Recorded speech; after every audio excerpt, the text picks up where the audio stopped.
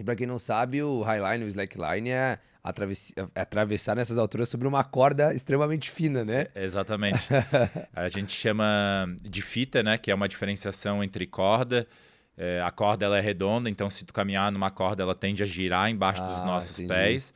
E aí a fita de slackline, ela a mais conhecida, que é para a grande maioria, conhece aquela que a gente arma nos parques, entre as árvores, com uma catraca que tem 5 centímetros de distância, ou 2 polegadas, desculpa, de largura, ou 2 polegadas. E a que a gente costuma usar no highline, ela é metade, 2,5 por uma polegada.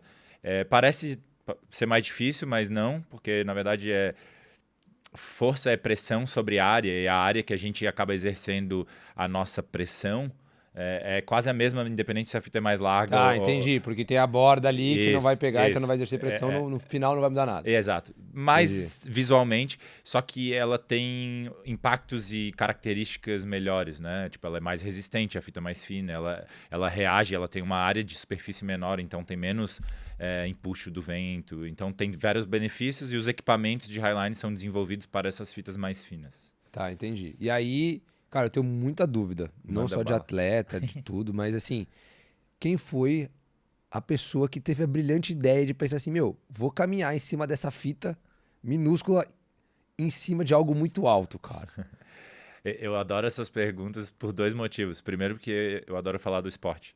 Segundo, que eu sou o cara fissurado por história. Eu acho que a minha grande diferença, talvez, no início da minha carreira, e acho que até hoje, é alguém que foi muito a fundo na história. Então, o primeiro highline no mundo, assim, considerado, foi em 1985. Foi feito no Yosemite, que Recente até, né, pro é esporte, recente, assim, né? é um esporte bem recente. E aí é onde o esporte se tornou autônomo da escalada e do montanhismo, né? Foi o Scott Balcon, é um amigo meu, ele tem mais idade, né, óbvio, mas ele é um amigo meu lá do Oregon, eu visito ele sempre que eu vou para os Estados Unidos. Ele é marceneiro, um cara que gosta muito de arte. Na época era um escalador e ele praticava slackline perto do chão, que começou como uma atividade de lazer para os escaladores no Parque do Yosemite, na Califórnia, mais ou menos no 1960, no 1950. Eles se equilibravam em correntes e aí eles viram que eles podiam usar parte dos equipamentos que eles usavam para subir as montanhas para esticar, né? E criaram métodos. E aí esses métodos foram se desenvolvendo e alguém falou assim, vai ser interessante a gente fazer nas alturas, né? A gente já escala, sobe as paredes. E em 1985 foi feito esse primeiro highline. E aí de lá para cá o esporte se tornou autônomo, foi angariando outros praticantes. Eu diria que eu sou uma geração do Brasil que fui um dos primeiros a começar a fazer highline sem vir de um histórico do montanhismo, né? Eu sou natural de Ah, Floripa. geralmente vinha-se do montanhismo e passava pro highline. Isso. Você foi direto pro highline. Eu fui direto pro slackline e depois pro highline, né? Sem ter um histórico de escalar. Eu vim muito mais do surf, do skate, dessas práticas e adaptei, né? Só que ao mesmo tempo eu entendi a origem do esporte e assim que eu comecei a praticar slackline e estava fazendo minha trajetória para me tornar um atleta, um praticante de highline. Na época eu não tinha visão de ser Tá. atleta profissional, mas só um praticante. Eu comecei a praticar escalada porque eu falei, cara, eu preciso subir no topo daquela montanha e eu preciso chegar lá escalando, né? Então eu fui desenvolvendo Porque essa precisa colocar habilidade. a fita lá no. E geralmente é você que faz isso? Eu acabei me tornando, né, tu falou recordista mundial e não só recordista mundial, mas uma referência técnica, né? Eu usei os ensinamentos da faculdade que eu fazia engenharia de produção civil na UFSC e consegui trazer esses ensinamentos muito teóricos da engenharia que demora para a gente colocar em prática para a prática. Então, bem nesse momento de transição do slackline para o highline, que eu estudava geologia para engenharia, mecânica estática, dinâmica, todas essas coisas eu comecei, física elástica. Então eu comecei a aplicar isso no highline. Então isso me ajudou muito, assim, sabe? Tava estudando perfuração para túnel. Nada mais é do que uma técnica muito semelhante a fazer um ponto de ancoragem numa rocha pro highline. Cara, que negócio bizarro, né? Você fez engenharia assim, fiz, usa pra quem então? Usa pra escalar e andar sobre as alturas, né? Que loucura. Ô, irmão, mas aí nessa primeira vez que esse cara faz o highline, qual altura foi? Foi muito alto.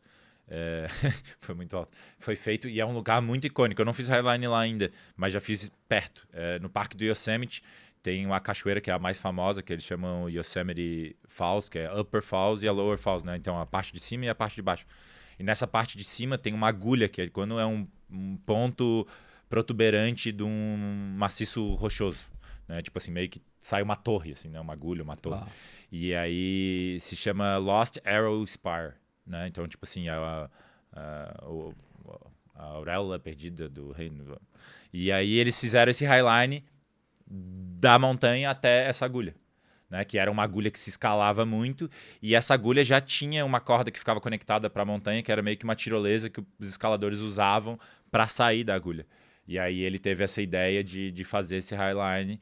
E nas palavras deles, eu vou citar porque eu tenho um filme que eu faço essa entrevista e pergunto para ele qual que foi a inspiração. Para ele foi um projeto de arte, assim, foi meio que uma expressão artística de relacionamento com a natureza. Tá, então é muito menos atrelado à adrenalina, ao desafio, muito mais arte do que propriamente um...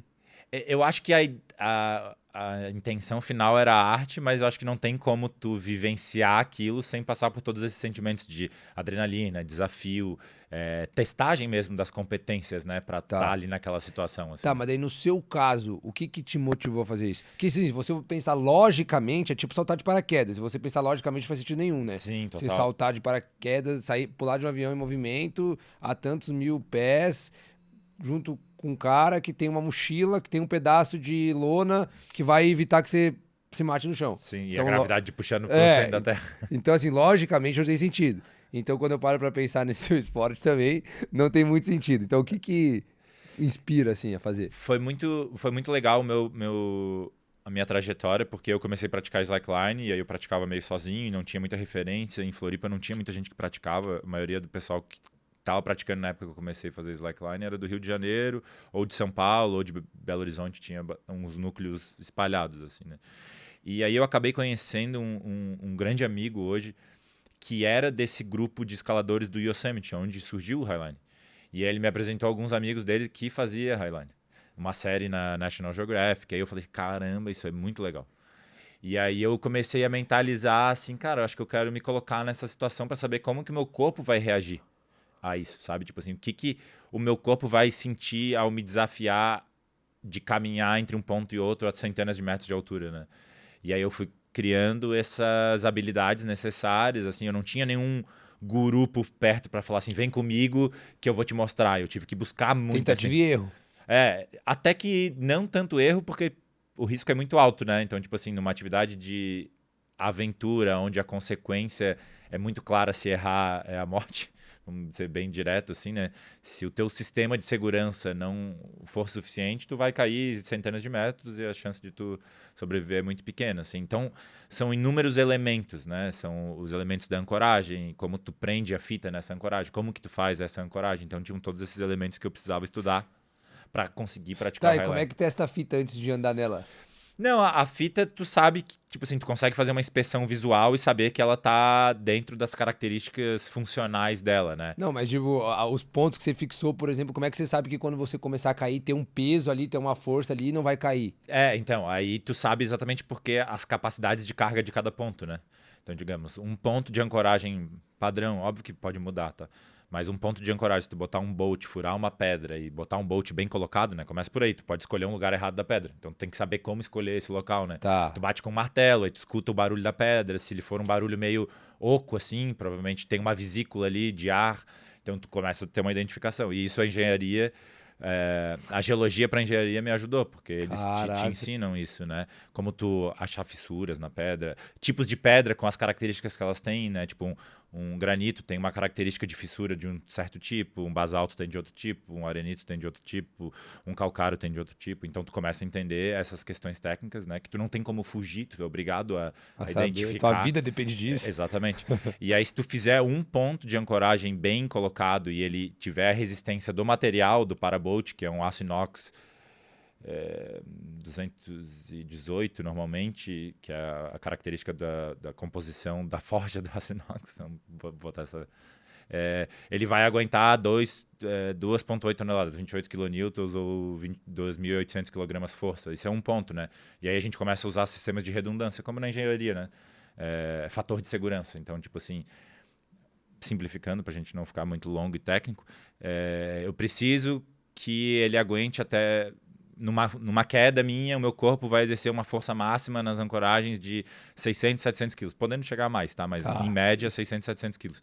Então, a minha fita tem que aguentar, no mínimo, 3 vezes mais do que 600 quilos. Então, ela vai ter que ter um fator de segurança mínimo de 3. Então, a segurança, basicamente, é aguentar mais do que pode exercer. Isso, como tipo um avião, um elevador, né? O projeto dele é para aguentar 2 vezes a solicitação de carga ou mais, dependendo de situações não controláveis que podem acontecer. Entendi. Então, o Highline, ele parte desse pressuposto, isso é super engenharia, né? Entendi. Então, eu comecei a conseguir entender a modulação e comecei a incorporar as técnicas para mim aplicar essa modulação dos sistemas de segurança. E aí, com isso, tu consegue ter uma avaliação clara de quanto risco ou não tu vai correr, né?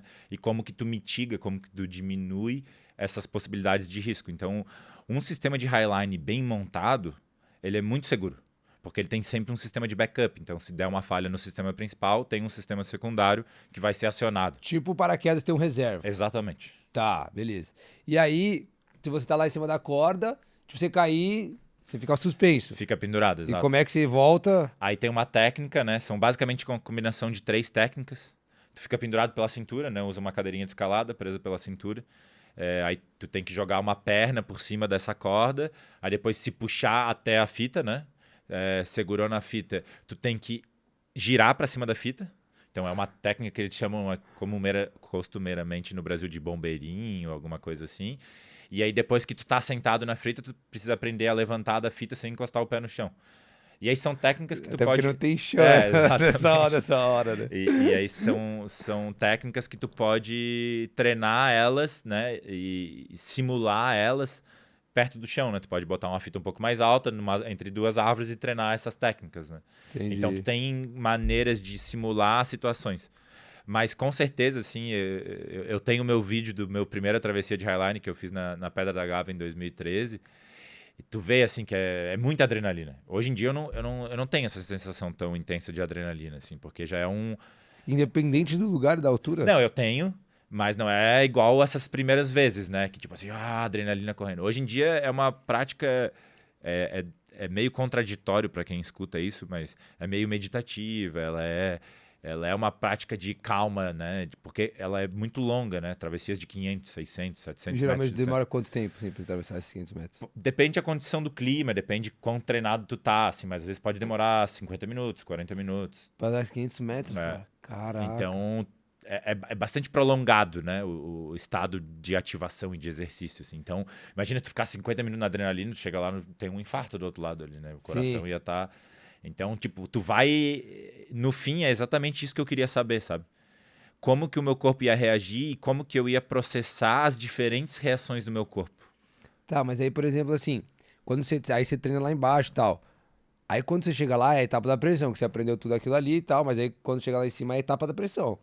Que é tipo, as pernas devem tremer pra caramba, a mente deve tentar te sabotar o tempo inteiro.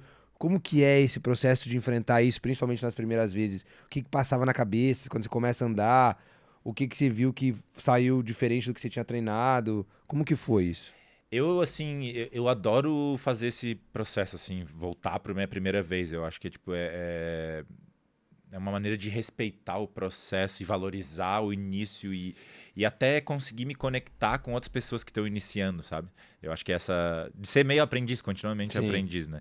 Então, para mim, como é que foi? Assim, eu sabia que eu estava super bem treinado fisicamente, eu conseguia entender os movimentos do slackline e o que ele ia fazer, mas eu nunca tinha vivenciado aquilo a 850 metros de altura. E com uma adrenalina... Então, tipo, eu lembro muito bem da primeira vez que eu subi, assim, e, tipo, deu aquele shutdown, assim, sabe? Tipo assim, não lembro de mais caramba, nada. E aí eu caí. Eu nunca tinha caído de ficar pendurado, né? Claro, não tinha feito na altura ainda. E aí eu falei, caramba, e na época que eu comecei, hoje em dia você tem muito mais conhecimento, então sabe-se exatamente o tipo de força, né? Naquela época tinha-se uma ideia, sabia-se que era muito seguro, mas não se recomendava cair tanto quanto hoje em dia para aprender. Então, tipo, foi aquela adrenalina, assim, de cair e ficar pendurado, falar assim, não, Será? Tô vivo. Tenho que voltar para cima, assim, aí dei uma respirada, tentei mais algumas vezes e saí. E aí não consegui fazer a travessia. Então, na primeira vez você não conseguiu fazer? Não consegui atravessar, na primeira tentativa, assim. Tá. Aí depois eu voltei mais umas 2 vezes, aí No mesmo dia? No mesmo dia. Ah, tá. Aí na terceira vez eu consegui fazer uma travessia, assim. E aí eu cheguei no outro lado, assim... Poderadíssimo. É engraçado, porque eu vejo esse vídeo, assim... eu vejo outro Rafa, né? Claro, por mudança de tempo, assim. Mas ao mesmo tempo eu me vejo muito, assim... Tipo assim, eu honro muito aquela vitória, sabe? Tipo assim... Pô. Hoje em dia eu não teria aquela atitude. Mesmo quebrando recordes, assim... Por maturidade, por outra relação com as conquistas. Mas eu acho muito legal voltar e ver essa imagem.